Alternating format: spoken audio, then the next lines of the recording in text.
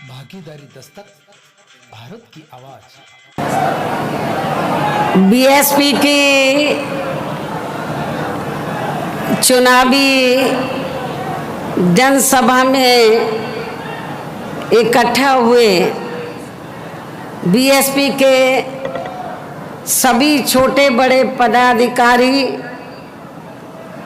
कार्यकर्ता एवं बीएसपी से चुनाव लड़ रहे हमारे यहाँ मौजूद प्रत्याशीगण, आज आप लोग यहाँ अपने कर्नाटक स्टेट में विधानसभा के लिए हो रहे आम चुनाव में चुनाव आचार संहिता के नियमों का पालन करते हुए अपनी पार्टी के उम्मीदवारों के समर्थन में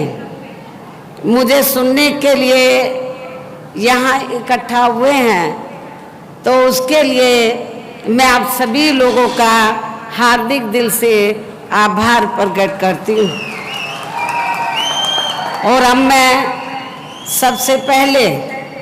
अपनी पार्टी के संबंध में ये कहना चाहूँगी कि हमारी पार्टी ये चुनाव आपके कर्नाटक स्टेट की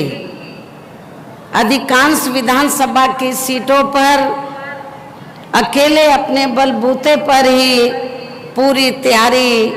व दमदारी के साथ ये चुनाव लड़ रही है। अर्थात हमारी पार्टी ने इस चुनाव में यहाँ किसी भी पार्टी के साथ किसी भी प्रकार का कोई भी चुनावी समझौता आदि नहीं किया है। इतना ही नहीं बल्कि हमने बीएसपी से जुड़ने की तादाद को ध्यान में रखकर ही फिर उसी अनुपात में ही यहाँ सर्व समाज के लोगों को टिकट भी दिए हैं। लेकिन अब मैं इस चुनाव में आप लोगों का ध्यान अपनी पार्टी बीएसपी को कामयाब बनाने के लिए कुछ जरूरी बातों की तरफ दिलाना चाहती हूँ। और इस संबंध में मैं आप लोगों को ये कहना चाहती हूँ कि अपने देश को आज़ाद हुए वे भारतीय संविधान को भी लागू हुए अब यहाँ वर्षों बीत चुके हैं, और इस लंबी अवधि में केंद्र में आपके कर्नाटक स्टेट में भी यहाँ विभिन्न विरोधी पार्टियों की सरकारें रही हैं। लेकिन दुख की बात यह है कि इस लंबी अवधि में भी यहाँ सभी विरोधी पार्टियों की रही सरकारों में वे आपके प्रदेश सहित पूरे देश में भी सर्व समाज में से विशेषकर दलितों, आदिवासियों, पिछड़े वर्गों, मुस्लिम व अन्य धार्मिक अल्पसंख्यकों के साथ साथ गरीबों, मजदूरों, किसानों, व्यापारियों एवं अन्य मेहनतकश लोगों का भी सही से विकास व उत्थान आदि नहीं हो सका है। जिनकी सरकारों की नीतियों व कार्यशैली को अभी इन्हें और ज़्यादा आजमाने की ज़रूरत नहीं है। और इस संदर्भ में मैं खासकर यहाँ दलितों, आदिवासियों व अन्य पिछड़े वर्गों के लोगों को ये भी बताना जरूरी समझती हूँ कि इन्हें परम पूज्य बाबा साहब डॉक्टर भीमराव अंबेडकर के कड़े संघर्ष व अथक प्रयासों से भारतीय संविधान के तहत मिले कानूनी अधिकारों में से विशेषकर सरकारी नौकरियों में जो आरक्षण की सुविधा मिली है, तो उसे भी यहाँ शुरू से ही इन वर्गों के प्रति हीन व जातिवादी मानसिकता रखने वाली सभी विरोधी पार्टियों की सरकारें प्रभावहीन बनाने में तथा इसे अब धीरे धीरे खत्म करने की भी पूरी कोशिश में लगी हुई है। यही मुख्य वजह है कि देश में आज़ादी के बाद केंद्र व राज्यों में भी काफ़ी लंबे समय तक सत्ता में आसीन रही, खासकर कांग्रेस पार्टी ने, और अब केंद्र व अधिकांश राज्यों में भी बीजेपी व अन्य विरोधी पार्टियों की रही सरकारों ने इनका आरक्षण का कोटा अभी तक भी पूरा नहीं किया है। पदोन्नति में आरक्षण को तो इन्होंने मान्य कोर्ट की आड़ में काफ़ी हद तक खत्म कर दिया है, और इस मामले में लगभग यही खराब स्थिति हमें यहाँ आपके कर्नाटक स्टेट में भी देखने के लिए मिल रही है। इसके साथ ही अब तो इन वर्गों के लोगों को प्राइवेट सेक्टर में आरक्षण दिए जाने की व्यवस्था किए बिना ही केंद्र व राज्यों में भी ज़्यादातर सरकारी कार्य यहाँ प्राइवेट सेक्टर के जरिए ही देश के अधिकांश बड़े बड़े पूंजीपतियों व धन्ना सेठों को ही दिए जा रहे हैं। आपके कर्नाटक स्टेट में भी ये सब हमें देखने के लिए मिल रहा है, जिसके कारण अब पूरे देश में इन वर्गों के लोगों को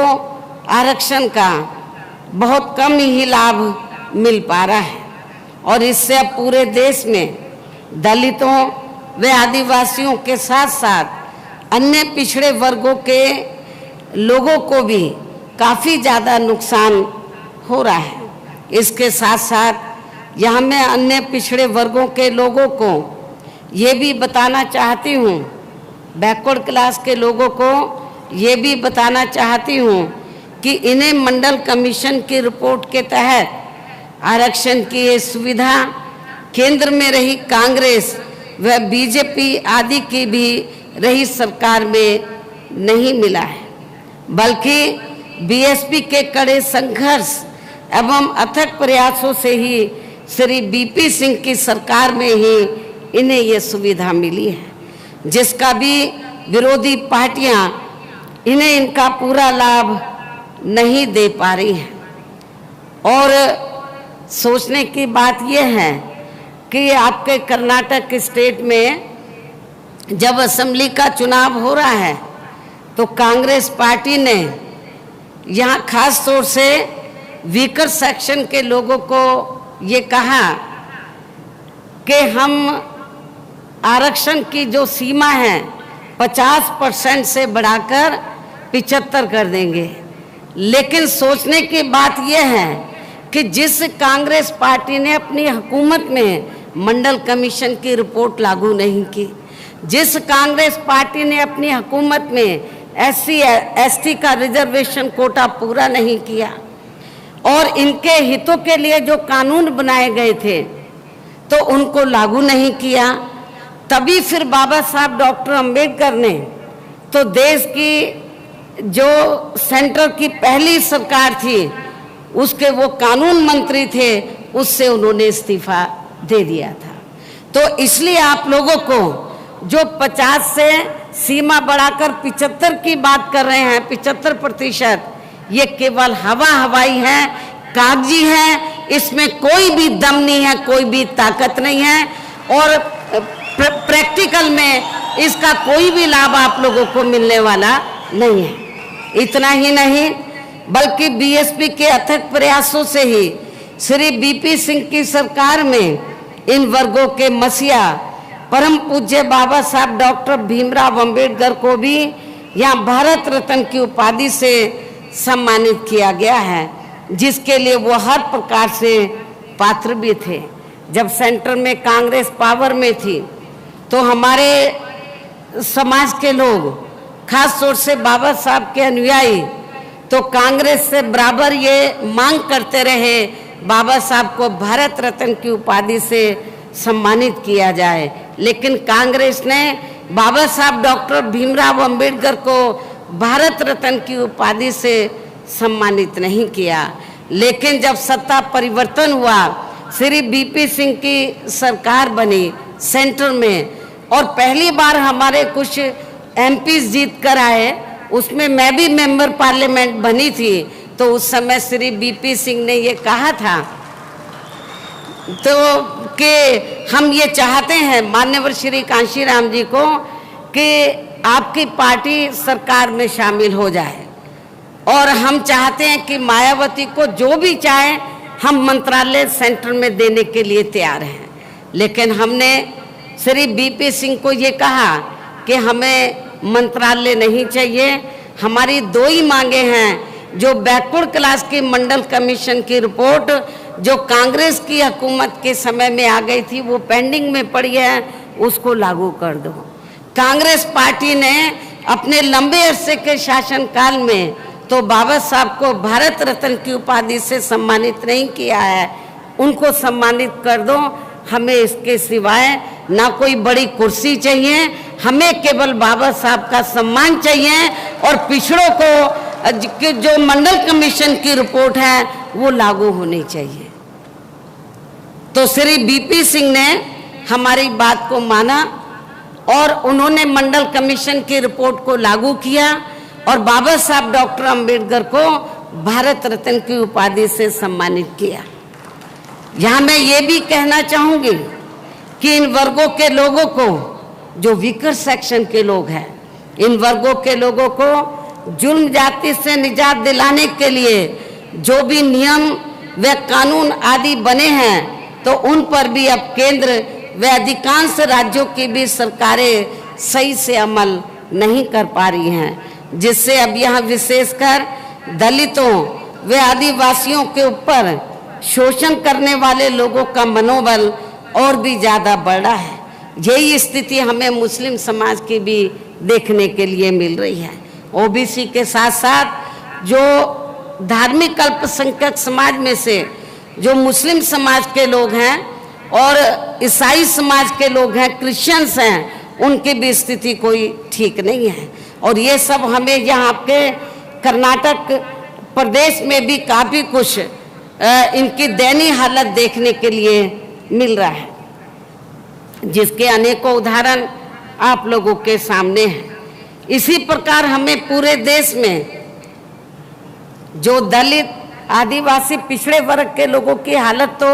बहुत ज़्यादा खराब है, इसी प्रकार हमें पूरे देश में मुस्लिम व अन्य धार्मिक अल्पसंख्यक समाज के लोगों की भी हालत कोई खास अच्छी नज़र नहीं आती है, जिसका काफ़ी कुछ खुलासा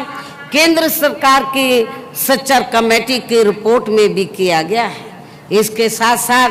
अपर कास्ट समाज में से खासकर गरीब लोगों की आर्थिक स्थिति अभी भी हमें पूरे देश में यहाँ काफ़ी ज़्यादा खराब या दयनीय ही बनी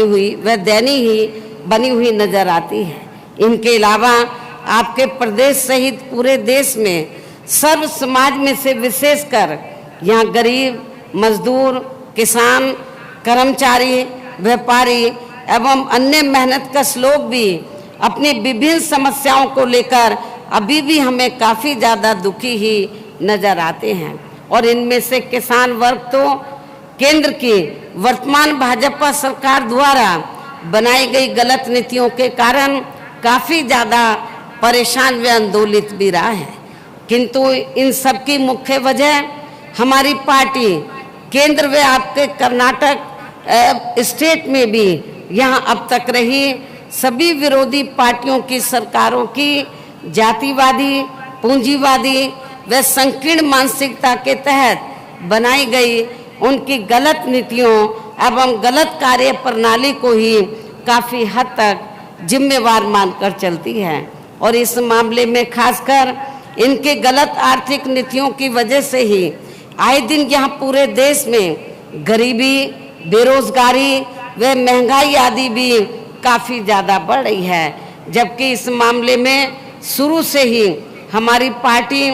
केंद्र व राज्यों की सरकारों से भी हर स्तर पर ऐसी नीति अपनाने की लगातार ये मांग करती आ रही है कि देश में कुछ गिने चुने पूंजीपतियों व धन्ना सेठों का विकास होने की बजाय बल्कि यहाँ गरीब व आम लोगों का ही विकास होना चाहिए। तभी फिर सही मायने में यहाँ की आम जनता अपनी गरीबी, बेरोजगारी, महंगाई व अन्य और भी समस्याओं से काफ़ी हद तक निजात पा सकती है। इसके साथ साथ पिछले कुछ वर्षों से अपने देश में भ्रष्टाचार भी हर स्तर पर काफ़ी ज़्यादा बढ़ा है जिससे आपका खुद का अपना कर्नाटक प्रदेश भी अछूता नहीं रहा है। किंतु इन सब का मुख्य कारण हमारी पार्टी आज़ादी के बाद से लेकर अभी तक केंद्र व देश के अधिकांश राज्यों में तथा आपके खुद के अपने कर्नाटक प्रदेश में भी ज़्यादातर सत्ता यहाँ गलत पार्टियों में से खासकर कांग्रेस, बीजेपी व इनकी सहयोगी पार्टियों के हाथों में ही आने को मानकर चलती है। और इन सभी विरोधी पार्टियों को हमारी पार्टी इसलिए जिम्मेवार मानकर चलती है क्योंकि आज़ादी के बाद से लेकर अभी तक लगभग ये सभी विरोधी पार्टियां केंद्र व देश के अधिकांश राज्यों में भी ज़्यादातर यहाँ बड़े बड़े पूंजीपतियों व धन्ना सेठों की ही आर्थिक मदद से सत्ता में आती रही हैं। और सत्ता में आ जाने के बाद फिर ये पार्टियां अधिकतर मामलों में अपनी आर्थिक व अन्य सभी नीतियां या आम जनता की समस्याओं को दूर करने के हिसाब से तैयार नहीं करती हैं, बल्कि देश के उन बड़े बड़े पूंजीपतियों व धन्ना सेठों को ही फायदा पहुंचाने के हिसाब से अपनी अधिकांश नीतियां तैयार करती है, जिनके धन व बल से चुनाव लड़कर ज़्यादातर ये पार्टियां केंद्र व आपके राज्य सहित देश के अन्य राज्यों में भी अभी तक यह सत्ता में आती रही हैं, जिसके कारण ही अब पूरे देश में व आपके खुद के अपने प्रदेश में भी अभी भी हमें यहाँ सर्व समाज के लोग अधिकांश मामलों में अपनी विभिन्न समस्याओं को लेकर काफ़ी ज़्यादा दुखी व परेशान ही नज़र आते हैं। जबकि पूरे देश में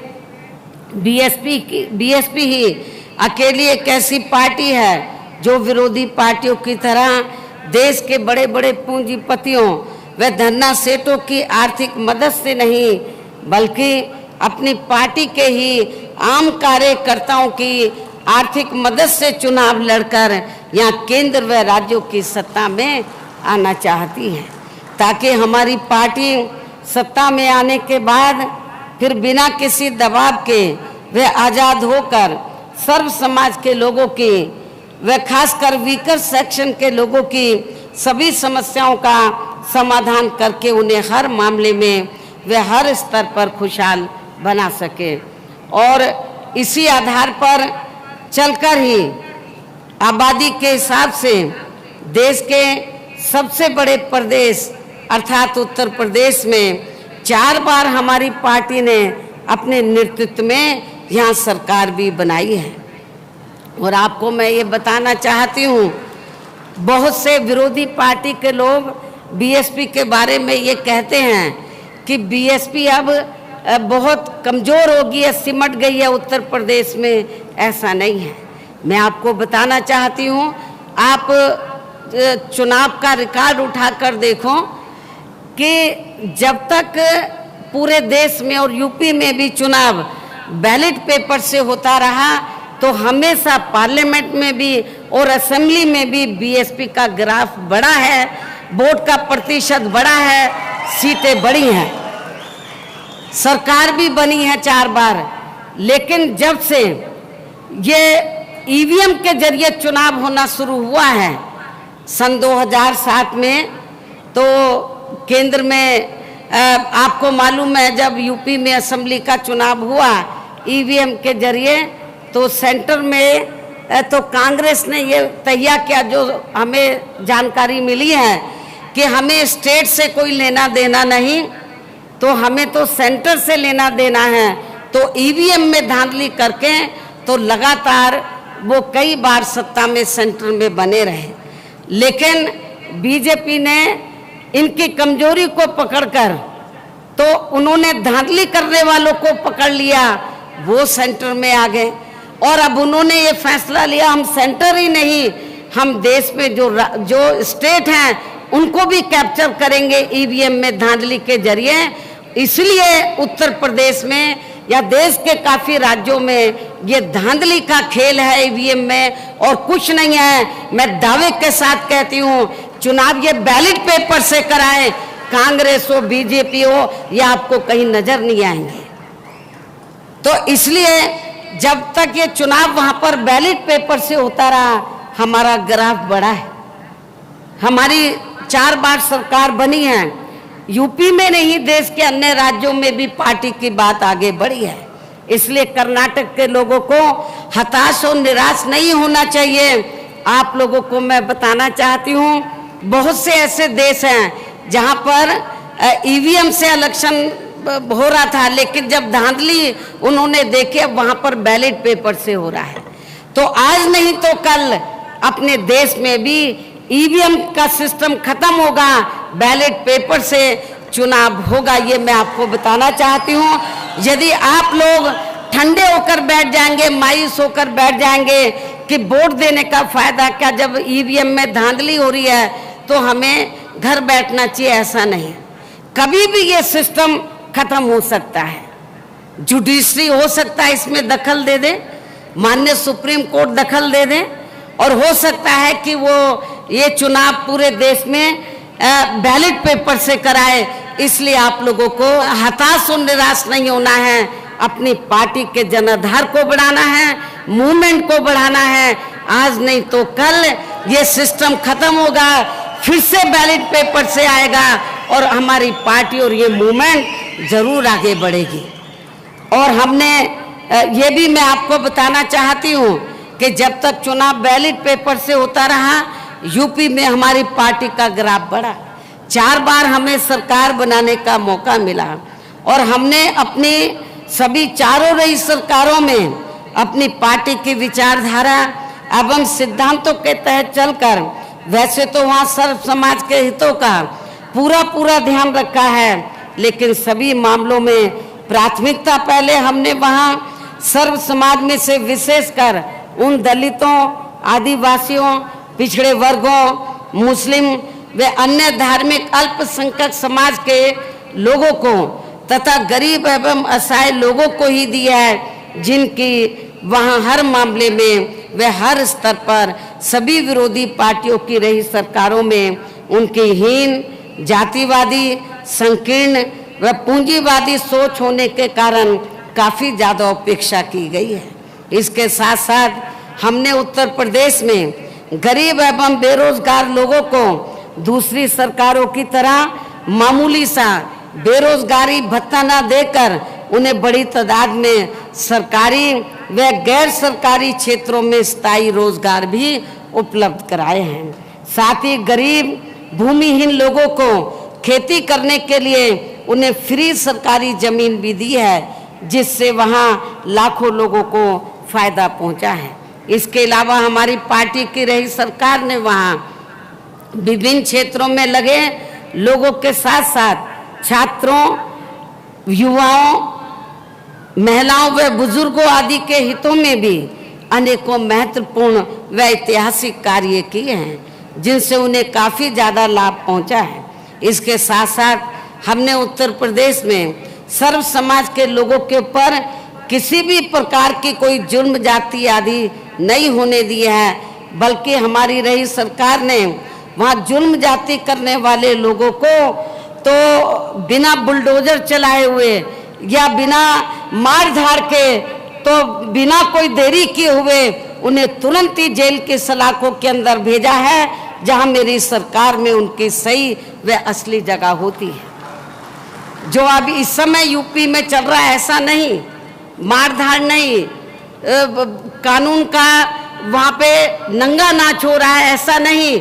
बल्कि कानून की अहमियत वहाँ की जनता को हमने समझाई, बताई और कानून के तहत हमने सर्व समाज के लोगों को वहाँ पर न्याय दिया, जिसकी यहाँ आपके प्रदेश में भी काफ़ी, यानी कि कर्नाटक स्टेट में भी काफ़ी सख्त ज़रूरत है। और इतना ही नहीं, बल्कि हमारी पार्टी की रही सरकार ने वहाँ अपने देश में दलित एवं अन्य पिछड़े वर्गों में समय समय पर जन्मे हमारे महान संतों, गुरुओं व महापुरुषों में भी खासकर महात्मा ज्योतिराव फूले, छत्रपति शाहू जी महाराज, श्री नारायणा गुरु,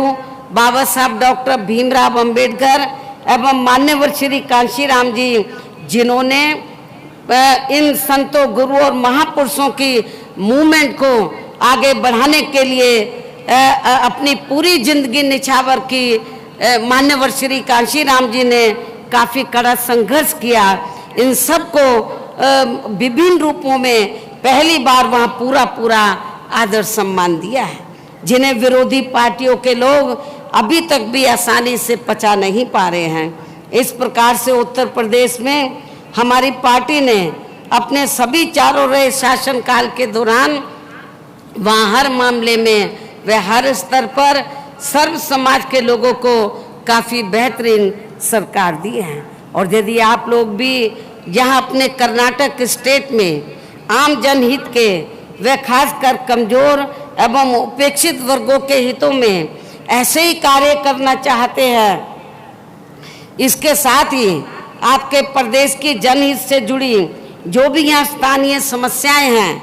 उन्हें भी दूर करना चाहते हैं, तो फिर आप लोगों को भी उत्तर प्रदेश की तरह ही यहाँ अपने कर्नाटक स्टेट में भी अपनी पार्टी के जनाधार को बढ़ा के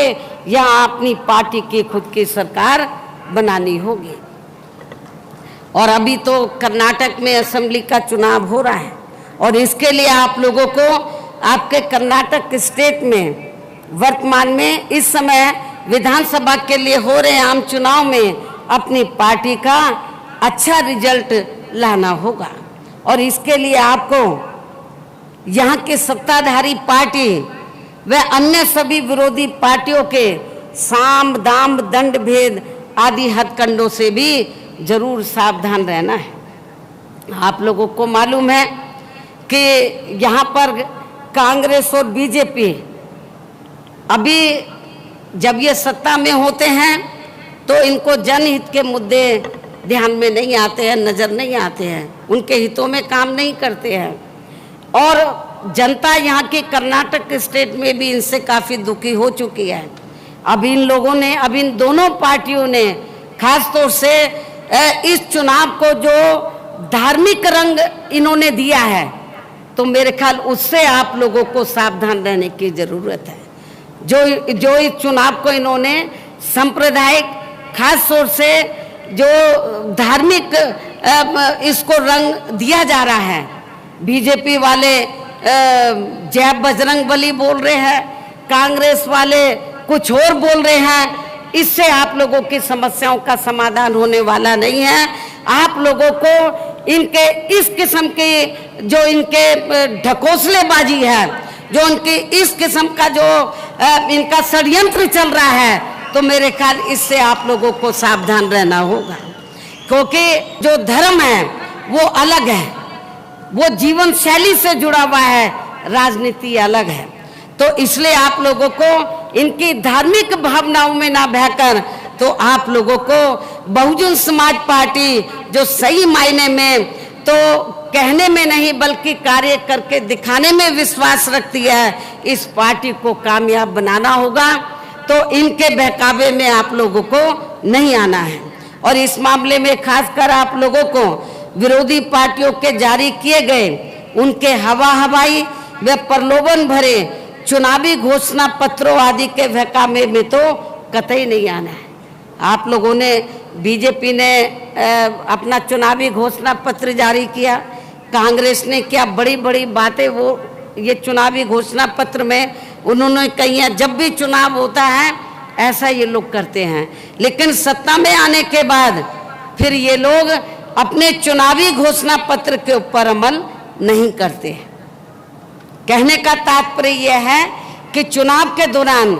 जो ये अपना मैनिफेस्टो जारी करते हैं, बड़े बड़े वायदे करते हैं वोट लेने के लिए, लेकिन सत्ता में आने के बाद अधिकांश उन पर ये अमल नहीं करते हैं, जिस पर से अब यानी कि इनके चुनावी घोषणा पत्र पे से अब जनता का काफ़ी हद तक विश्वास ही उठ गया है। इसलिए भी हमारी पार्टी किसी भी चुनाव में अपना कोई भी चुनावी घोषणा पत्र आदि जारी नहीं करती है। वैसे भी हमारी पार्टी कहने में बहुत कम बल्कि कार्य करके दिखाने में ही ज़्यादा विश्वास रखती है। यूपी में 4 बार हमारी सरकार बनी, हमने चुनाव में कोई मैनिफेस्टो जारी नहीं किया था। सत्ता में आने के बाद हमने वहाँ के लोगों के लिए जनहित में बड़े पैमाने पर कार्य किए। अब बेहतरीन कानून व्यवस्था की दी, जिससे वहाँ की जनता अभी भी याद करती है। और तो ये सब हमने उत्तर प्रदेश में करके दिखाया है। इन्हीं जरूरी बातों के साथ ही अब मेरा यही कहना है कि आप लोगों को अपने खुद के व अपने कर्नाटक स्टेट के भी हित में यहाँ अपनी पार्टी बीएसपी की सरकार बनाना बहुत ज़रूरी है। तभी फिर यहाँ आपके कर्नाटक स्टेट में, आपके प्रदेश में, स्टेट में परम पूज्य बाबा साहब डॉक्टर भीमराव अंबेडकर एवं मान्यवर श्री कांशीराम जी आदि का सही सपना साकार हो सकता है, जिन्होंने कदम कदम पर अनेकों कष्ट झेलकर अपनी पूरी जिंदगी या खासकर कमजोर एवं उपेक्षित वर्ग के लोगों को अपने पैरों पर खड़ा करने के लिए समर्पित की है। जिसे भी खास ध्यान में रखकर अब आप लोगों को यहाँ अपने स्टेट में विधानसभा का आम चुनाव लड़ रहे हैं। अपने सभी उम्मीदवारों को, हमारे उम्मीदवार कुछ इधर स्टेज पे हैं, शायद कुछ सामने भी बैठे हैं, तो जब आप लोगों से मेरी यही रिक्वेस्ट है